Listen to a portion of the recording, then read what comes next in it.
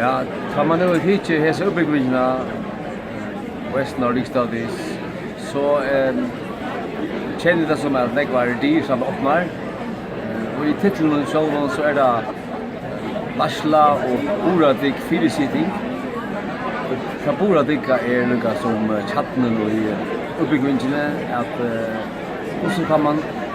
fyrisida, hur ska man styra samhället Boradik, hur ska man finna Boradika lejer. Och i läsnauren han har varit kan man säga aspekt runt och fokuserar på att västur norrländska öche men inte bara det är Arktis och allt det där öche norrafyr och västanfyr det är väl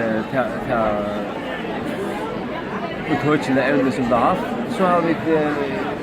från nekon imskon samfunnslijon sjóman við arbeiði í jöknum unda ástøðir teorier frá alheimsins faktum som sälja för året med året som ligger i governance att först ta avbyrd i samfunnet inte bara låta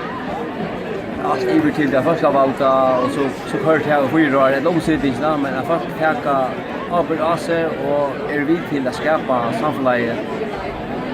Det samfunnet är faktiskt så komplicerat att det är inte nog mycket eller ta omsättningen och det första valda klarar inte omsätta allt. Så det har vi må öppna vi och det är något som en registrör i jöken all uppbyggning. Så är hon kan jag säga grundfest och i rätt mentaliga väg och förskolan vi var hållt där i Ryssland här var det landa norrländsk trick i fokus och vi har haft det som man kallar indigenous people i polaröknen så det är öliga brai vifta av vita som man kan göra och så kan man säga att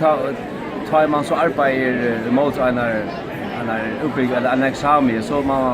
så ska man välja ut. Jag kunde ha valt orske som är ett mål som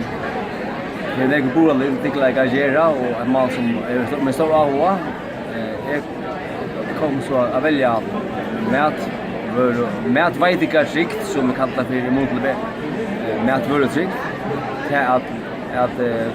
hur skulle vi framlägga och egna mät här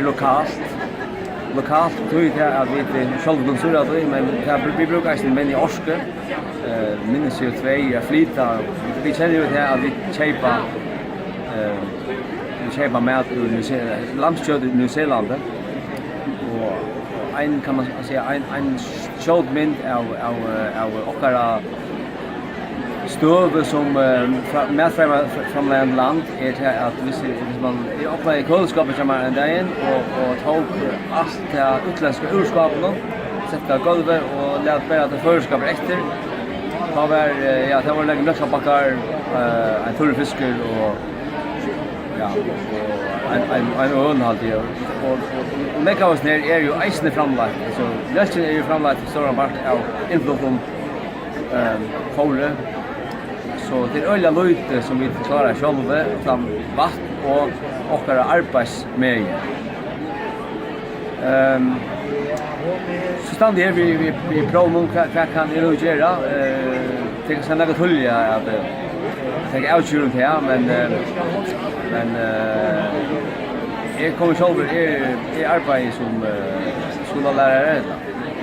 Vara skollärare och tog köpnum är det inte förtulja att få handboskapen kölfestan alltså i tjänstein nog säga att Boratika att vi skipa kan samfalla så att vi inte brukar och sen från åkara efterkommare